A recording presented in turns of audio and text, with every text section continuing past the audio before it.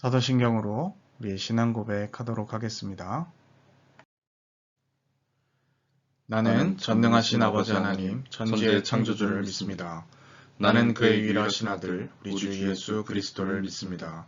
그는 성령으로 잉태되어 동정녀 마리아에게 나시고 본디오 빌라도에게 고난을 받아 십자가에 못 박혀 죽으시고 장사된 지 사흘 만에 죽은 자 가운데서 다시 살아나셨으며 하늘에 오르시어 전능하신 아버지 하나님 우편에 앉아 계시다가 거기로부터 살아있는 자와 죽은 자를 심판하러 오십니다. 나는 성령을 믿으며 거룩한 공교회와 성도의 교제와 죄를 용서받는 것과 몸의 부활과 영생을 믿습니다. 아멘.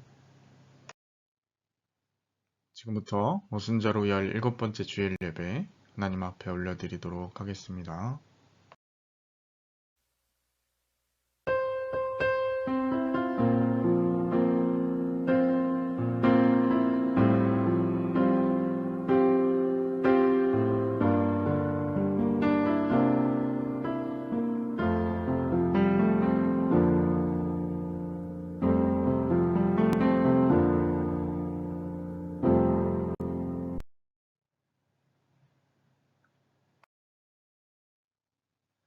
너희는 여호와께 감사하며 그의 이름을 불러 아뢰며 그가 행하신 일을 만민 중에 알릴지어다.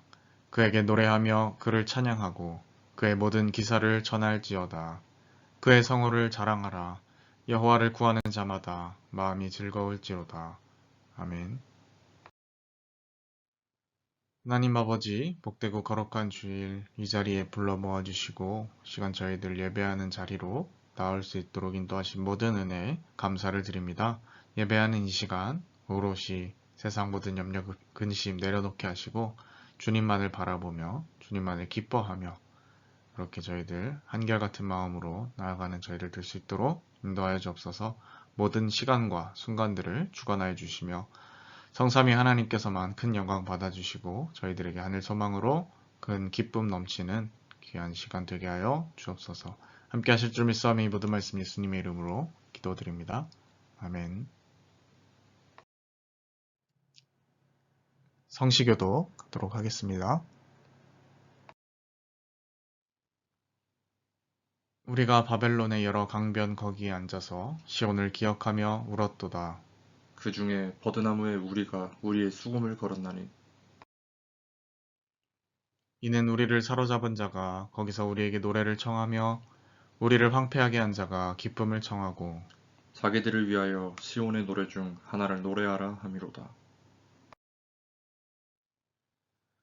우리가 이방 땅에서 어찌 여호와의 노래를 부를까? 예루살렘아, 내가 너를 잊을진대 내 오른손이 그의 재주를 잊을지로다. 내가 예루살렘을 기억하지 아니하거나 내가 가장 즐거워하는 것보다 더 즐거워하지 아니할진대 내 혀가 내 입천장에 붙을지로다. 여호와여, 예루살렘이 멸망하던 날을 기억하시고 에돔 자손을 치소서. 그들 말이 헐어버리라 헐어버리라 그 기초까지 헐어버리라 하였나이다. 멸망할 딸 바벨로나 내가 우리에게 행한 대로 네게 갚는 자가 복이 있으리로다. 내 어린 것들을 바위에 메어치는 자는 복이 있으리로다. 아멘. 아멘. 이 시간 한 주간을 돌아보며 앞에 화면을 참조하셔서 공동으로 낭독하며 드리는 기도의 시간입니다. 함께 낭독하며 기도 올리도록 하겠습니다. 창조주 하나님, 주님께서는 우리의 앉고 일어섬을 아십니다. 멀리서도 우리의 생각을 통촉하시며 우리 혀의 말을 알지 못하시는 것이 하나도 없으십니다. 그런데도 저희는 하나님을 두려워하지 않고 마치 하나님이 계시지 않는 것처럼 말과 생각과 행동으로 죄를 지으면서 살고 있습니다. 사람들이 보지 않으니 하나님도 모르실 것이라 여기고 은밀한 중에 죄악을 즐기고 있습니다.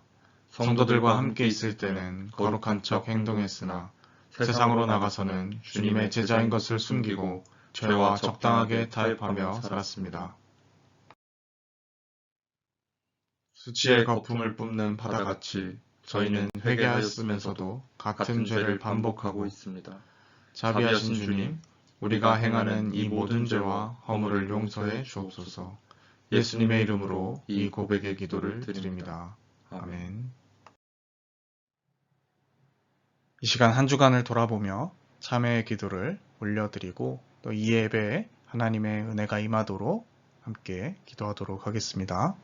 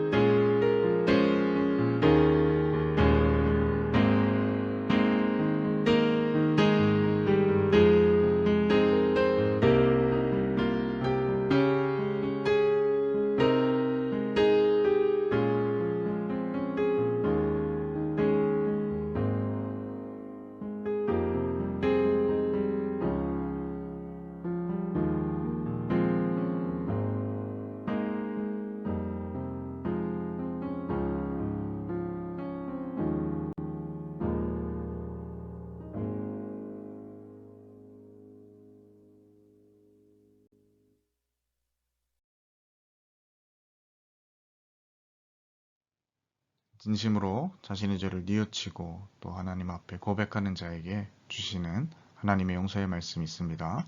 다 함께 그 말씀 봉독하도록 하겠습니다.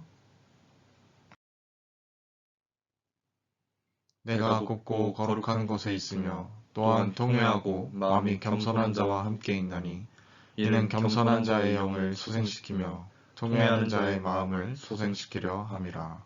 아멘. 찬송가 21장 이렇게 찬양하도록 하겠습니다.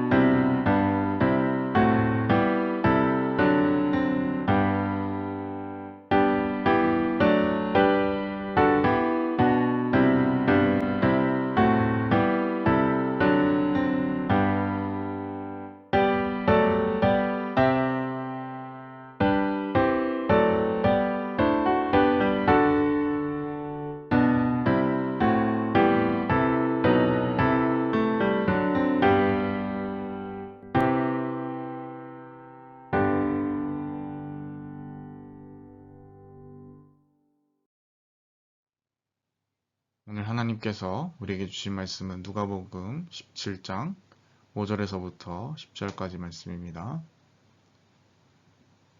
누가복음 17장 5절에서부터 10절까지 말씀입니다.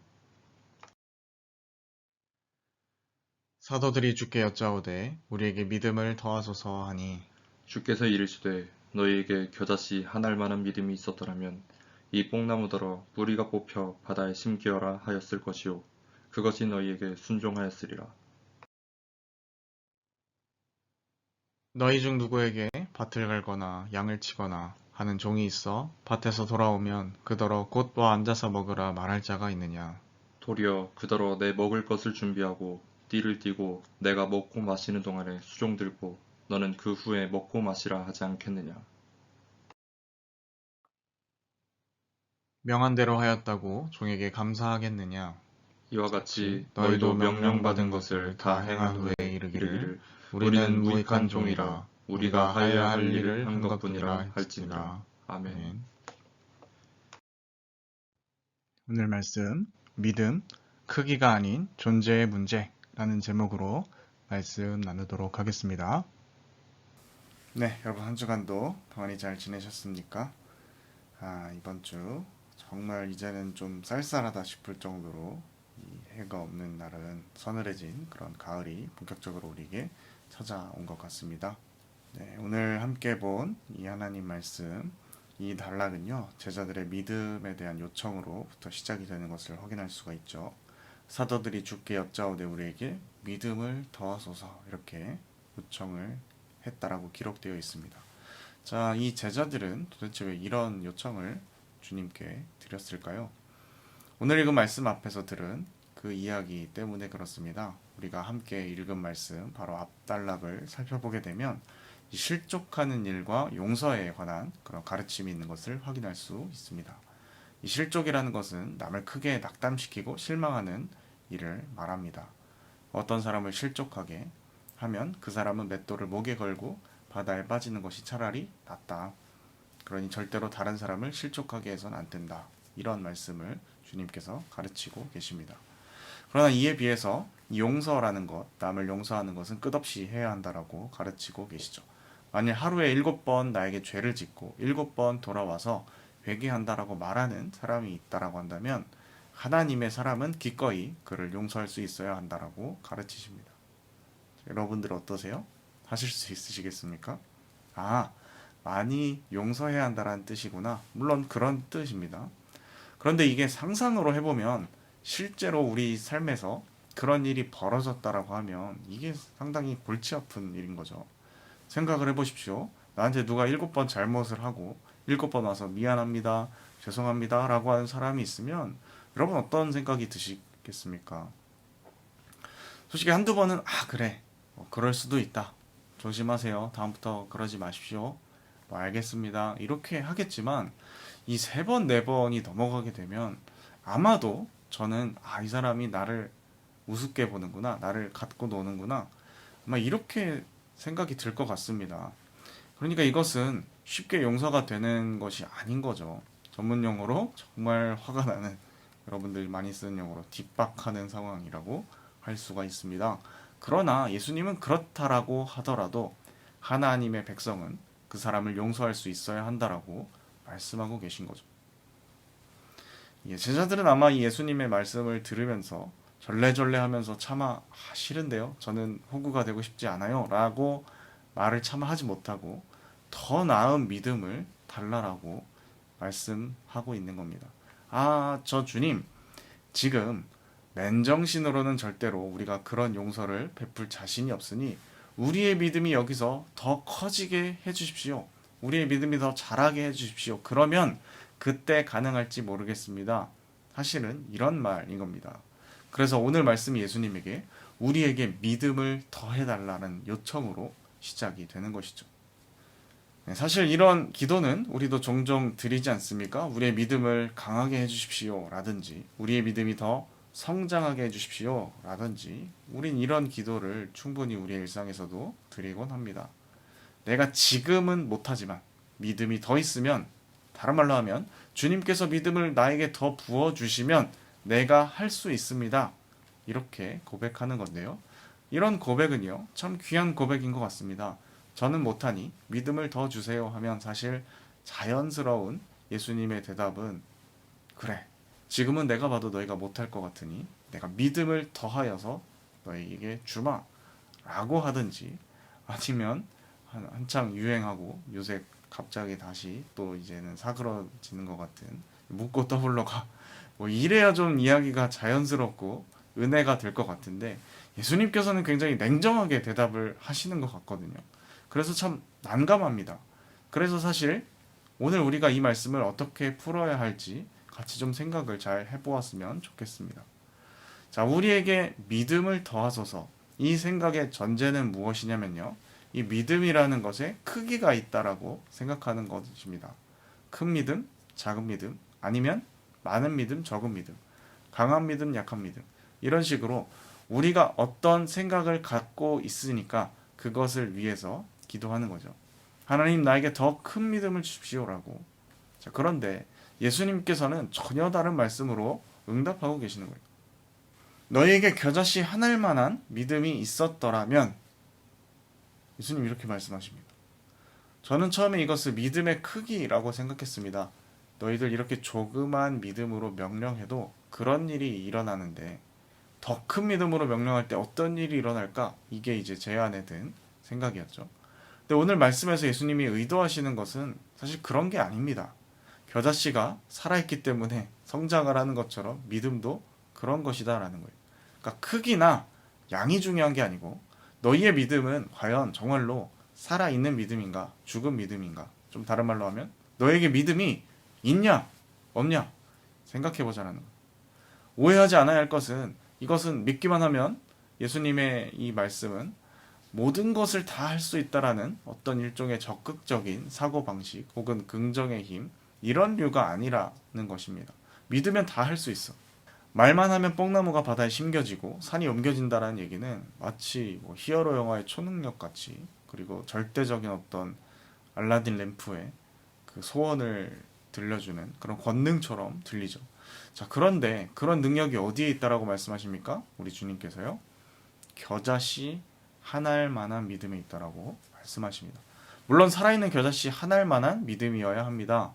그러면 우리가 다시 상상해 볼 필요가 있겠죠. 자, 여러분은 그 예수님께서 지금 가르쳐 주신 이 놀라운 믿음으로 무엇을 하고 싶으십니까? 제가 어렸을 때는 항상 이 주일 아침에 디즈니 만화동산이라고 이 만화가 KBS에서 방영을 했었습니다. 그래서 항상 이 시간대가 주일 학교 가기 전에 중간쯤 보고 아쉬워하면서 딱 갈 타이밍이었던 것 같아요. 제가 알라딘 이야기를 만화로 처음 봤을 때 혼자 여러 상상들을 했었습니다. 무엇을 상상했을까요? 어마어마하게 큰 집, 창고 가득히 넘치는 황금이나 돈들, 이런 것들 상상했습니다. 영화에서 알라딘이 얻은 것을 이제 저도 똑같이 상상을 한 거죠. 사람들 상상이 뭐 다 거기서 거기지 않겠습니까? 자, 그러면 거의 그런 수준의 믿음을 이야기할 때 저는 무엇을 상상하겠습니까? 여러분들은 무엇을 상상하시겠습니까? 뭐 대답을 굳이 하지 않으셔도 저는 알 것 같습니다. 자, 그 대신에 우리가 이것을 생각해 볼 필요가 있을 것 같아요. 예수님은 이 이야기를 왜 하셨을까, 우리에게? 예수님 말씀에서요, 특별히 눈에 띄는 표현이 하나 있다면 그건 바로 순종이라는 것입니다. 이 뽕나무더러 바다에 심기어라 하였을 것이요, 그것이 너희에게 순종하였으리라. 겨자씨 한 알만한 살아있는 믿음으로 뽕나무에게 명령하면 그 뽕나무가 순종한다라는 것입니다. 웬 갑자기 순종이 튀어나왔을까요? 그래, 다시 처음 장면으로 돌아가 보시죠. 하루에 7번이라도 너에게 잘못한 사람은 잘못했다라고 하면 기꺼이 용서해줘라 라고 하니까 제자들이 그러려면 더 큰 믿음이 있어야겠습니다. 그러니 우리에게 더 큰 믿음을 주십시오. 맨정신에는 안 되겠습니다. 이렇게 말한다고 말씀드렸죠. 그러니까 우리는 제자들의 이런 요청이 완전 공감이 되죠. 우리도 그런 식으로 아까 말씀드렸다시피 기도를 하니까요. 성경에 나오는 예수님의 요청들이 어떤 때는 감당하기 어려워 보이지 않습니까? 그때마다 우리는 우리의 믿음이 더 자라고 성장해야 한다라고 생각합니다. 그리고 그것을 위해서 기도하죠. 하나님, 우리 믿음이 더 성장하게 해주십시오. 그래서 하나님이 말씀하시는 이런 어려운 요구라도 실천할 수 있게 해 주십시오. 라고 기도합니다. 언뜻 보면 좋은 기도처럼 보이고 정말 바른 아주 유익한 신앙의 기도처럼 보입니다. 그런데 오늘 예수님의 말씀에 따르면 그게 아니라는 겁니다. 그렇게 믿음을 키워서 실천할 문제가 아니다라는 걸 알 수 있습니다. 그럼 뭡니까? 그것은 오히려 순종으로 너희가 실천해야 하는 문제다라는 거예요. 얘들아, 겨자씨 한 알만한 믿음이면 뽕나무도 순종하는데 너에게 믿음이 있으면 못할 게 무엇이냐? 다 할 수 있어. 그냥 순종해. 라고 하는 것이 예수님의 요지입니다. 예수님 이것을 설명하기 위해서 그 다음 말씀을 덧붙이고 계시죠. 너희 중에 종을 누가 부린다라고 한다면 일 마치고 돌아온 종에게 고생했다고 쉬라고 누가 하겠느냐. 오히려 하루 종일 일하고 지쳐서 돌아온 종이지만 밥상 차리라고 하지 않겠느냐. 그렇다고 해서 밥 먹을 때 겸상해서 같이 먹자고 하겠느냐. 내가 밥 다 먹고 수정 들고 있다가 그 다음에 밥 먹으라고 하지 않겠느냐. 시키는 대로 다 했다고 해서 그 종에게 감사하겠느냐. 이렇게 말씀하십니다. 와, 예수님 진짜 너무하시네. 이런 생각이 들으시죠. 물론 예수님 당시 시대가 노예 제도가 있던 시대이기 때문에 우리랑은 문화적으로 좀 갭이 있겠지만요. 이 말의 핵심은 뭐냐면요. 종은 당연히 그 일을 하는 것이고 그것으로 인해서 보상이나 칭찬을 바라는 존재가 아니다라는 겁니다. 이게 이제 핵심이죠. 예수님이 왜 도대체 이런 말씀을 하실까? 그냥 까라면 까는 건가 하고 좋지 않게 우리가 볼 수도 있지만 사실 오히려 이 말은요. 종이 자기 일을 하는 것처럼 쉽게 이루어질 수 있는 것이다 라는 말인 겁니다. 당시 노예제도 안에서 일 마치고 돌아온 종에게 밥상 차리라고 합니다. 그러면 종이 밥을 차리겠죠. 이게 기적인가요? 대단한 일인가요? 아니죠. 당연한 일입니다. 상식적인 일입니다. 노예가 자랑하겠습니까? 주인님, 제가 참 대단하지 않습니까? 제가 이렇게 일을 열심히 하고서도 밥도 이렇게 한마디 불평 없이 잘 차립니다. 이렇게 자랑하겠습니까? 아니겠죠. 왜 그렇습니까? 당연한 거니까요. 그게 그들의 일상이기 때문에 그렇습니다.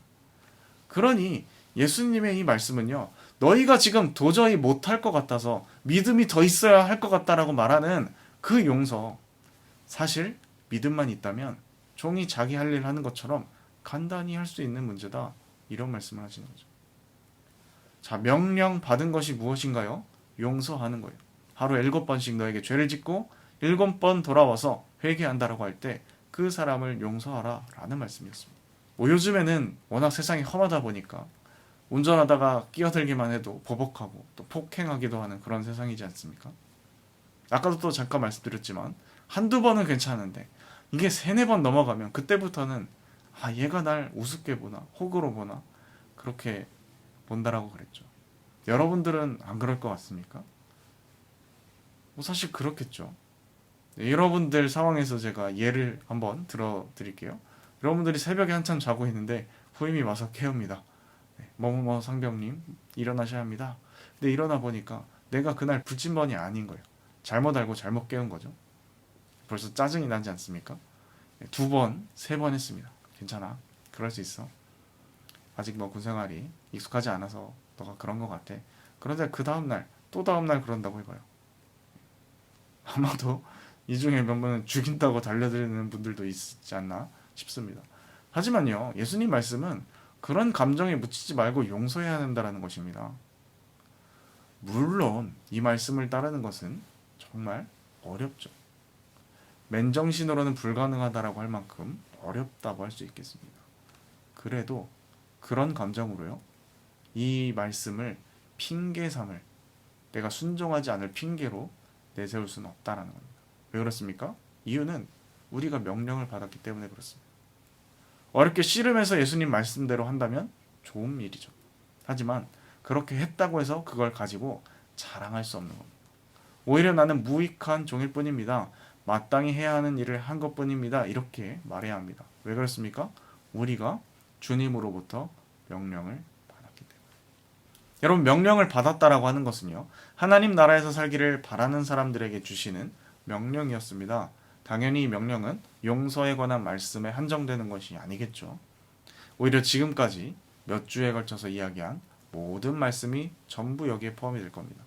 자기 십자가를 지라라는 말씀이나 높은 자리보다는 낮은 자리를 찾아서 앉으라라는 말씀이나 돈을 어떻게 다루어야 하는가에 대한 말씀들이 전부 그렇습니다. 자, 문제는 이런 말씀들 중에서 맨정신으로 쉽게 따라갈 수 있는 명령은 거의 없다라는 겁니다. 모든 말씀이 세상의 원리를 뒤집는 이야기들이고요. 우리가 배워온 것과는 반대 방향을 가리키기 때문이죠. 그래서 지금도 많은 사람들이 이 대단한 믿음을 가져야 예수님이 말씀하신 이런 일을 실천할 수 있다라고 생각하는지도 모르겠습니다. 지금은 못하지만 믿음이 좀 더 좋아지면, 좀 더 커지면, 좀 더 강해지면 할 수 있을 것이라고 생각하는 거죠. 그러니까 하나님께서 우리에게 믿음을 더해 주십시오. 이렇게 기도하는 겁니다. 근데 예수님은 뭐라고 하셨죠? 그거 아니다라고 하는 겁니다. 오히려 이런 일은 겨자씨 한 알만한 믿음만 있어도 할 수 있는 일이라고 하십니다. 그게 어떻게 가능할까요? 믿음은요, 무엇이든지 순종하게 하기 때문입니다. 그럼 겨자씨가 어떻게 자랍니까? 겨자씨가 노력을 하고 나의 목표치는 겨자나무가 되는 거니까 하루 계획을 세우고 몸을 만들고 해서 성장을 합니까? 아니죠. 잘 심겨지기만 하면 되는 겁니다. 나머지는 땅과 흙과 물이 이 겨자씨를 성장시키는 거죠. 오늘 본문 가운데서 예수님이 반복해서 순종을 말씀하신 게 여러분 보이십니까?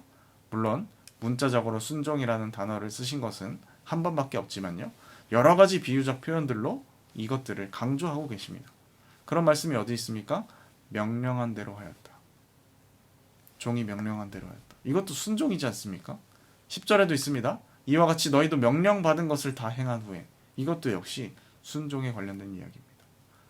뽕나무가 순종하는 것처럼, 종이 주인에게 순종하는 것처럼 너희도 명령받은 것에 대해서는 순종해야 된다. 그리고 더 나아가서 순종할 수 있다라고 주님은 말씀하고 계신 거예요. 겨자씨만한 믿음이 있으면 할 수 있다. 그것은 우리가 생각하는 것처럼 어려운 일이 아니라는 거예요. 우리가 예수를 따르겠다라고 결단하고 하나님의 가르침을 내 삶의 가치관으로 받아들이겠다라고 살아가는 참 믿음이 우리에게 있다면 하나님께서는 우리의 겨자씨만한 믿음이 자라나게 한다라는 겁니다. 물론 고난이 전혀 없다라는 이야기 아니고요. 쉽다라는 이야기도 아닙니다. 하나님께서 하도록 우리를 도우실 테지만 만만치 않을 겁니다. 성장통이라는 것도 겪어야 할 테니까. 굳이 이런 것들을 긍정적으로 포장하고 싶진 않습니다. 고통스러울 수 있습니다. 그러나 여러분 분명한 것은 우리 안에 그 생명의 겨자씨가 심겨져 있다면 아무리 고통스럽고 불가능해 보이는 과정을 겪더라도 어떻게 된다? 반드시 순종한다라는 거죠.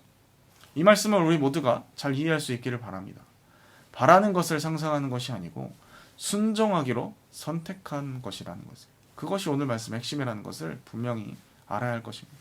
그래서 오늘 말씀이 믿음, 크기가 아닌 존재하는 겁니다. 순종은 하나님께서 우리를 통해 반드시 이루십니다. 여러분 이걸 믿으십니까?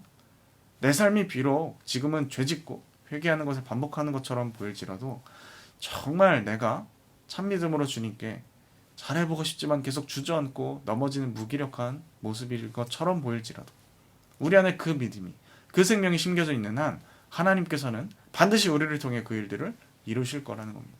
오늘 제자들은 진단을 잘못하고 있습니다. 우리의 믿음이 적으니 우리에게 믿음을 더하여 주셔서 이 믿음을 크게 만들어 주십시오. 이렇게 요청하는 겁니다. 그러나 여러분 주님은 그게 아니라 너희들은 믿음이 없다 이렇게 말씀하십니다. 겨자씨만한 믿음이면 된다. 중요한 건 너희에게 순종할 의지가 있냐 없냐 이거예요. 그럼 우리는 어떻게 기도해야겠습니까? 주님, 제가 믿음이 없습니다. 순종할 만한 믿음이 없습니다. 저에게 믿음을 주십시오. 순종할 수 있는 마음을 주십시오. 이렇게 기도해야 하는 겁니다. 여러분 진단이 틀리면요. 옳은 해결책이 나올 수가 없는 겁니다. 우리의 신앙, 이 말씀 앞에서 제대로 진단하고 하나님 앞에 정말 내가 그렇지 못하다면 하나님, 제가 믿음이 없으니 저에게 믿음을 심어주십시오. 순종하기 원합니다. 그렇게 고백하고 하나님의 일하심을 믿으며 나아갈 수 있는 우리가 될 수 있기를 바랍니다. 기도하겠습니다. 하나님 아버지, 오늘 말씀을 통하여서 우리의 믿음이 어떠한 상태에 있는지 다시금 생각해 봅니다. 정말 우리의 믿음은 적고 부족해서 충분히 강하지 못해서 그 주님의 말씀에 순종하지 못하는 것인지, 아니면 우리가 의지적으로 순종하고 싶지 않아서, 우리에게 믿음이 없어서 그런 것인지 주님께서 아십니다. 하나님 저희들을 불쌍히 여겨주시고, 그럼에도 불구하고 잘 알아듣지 못하는 이 제자들조차 끝까지 훈련시키셔서 위대한 사도들로 세우셨던 그 주님의 역사하심을 신뢰하며, 우리 삶 또한 주님께서 언젠가 그렇게 만들어주시고 정말 그렇게 순종의 길로 이끌어 주실 것을 믿으며 나가길 원합니다. 저에게 믿음이 없사오니 믿음을 심어 주옵소서. 우리가 주님을 따르겠습니다. 부끄럽지만, 연약하겠지만, 힘들겠지만, 또 주저앉을지 모르겠지만, 그럼에도 불구하고 우리에게 심겨진 믿음을 믿고 나아가는 저희들 되게 하여 주옵소서. 함께 하실 주 믿사오의 모든 말씀 예수님의 이름으로 기도드립니다. 아멘. 시간 말씀을 읽고 결단하며 우리의 것을 하나님 앞에 올려드리도록 하겠습니다. 계좌는 참고하여 주시기 바랍니다. 주가 일하시네 찬양 함께 드리도록 하겠습니다.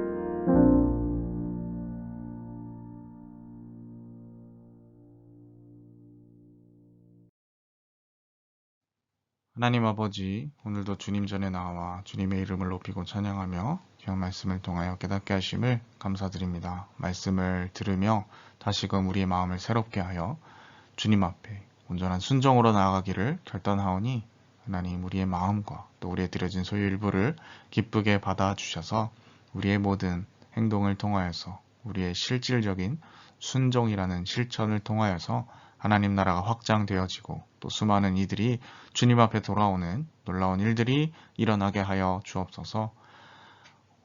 오로지 함께하여 주실 줄을 믿사오며 이 모든 말씀 예수님의 이름으로 기도드립니다. 아멘. 죽도록 예배 마치도록 하겠습니다.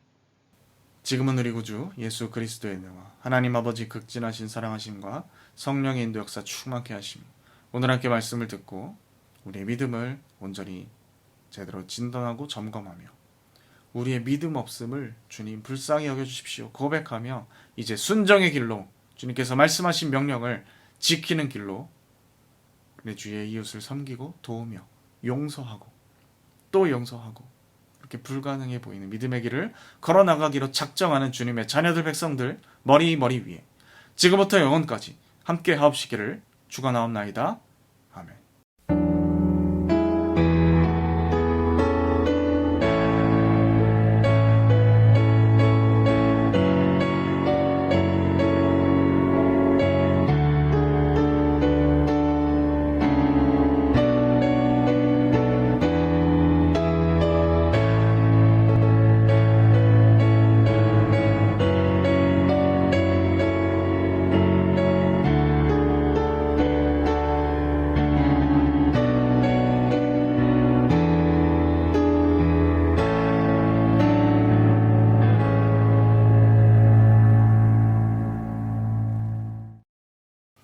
네, 여러분 한 주간도 주님과 함께 이 심겨진 믿음으로 동행하며 모든 것을 해낼 수 있는 우리 모두가 될 수 있기를 바랍니다.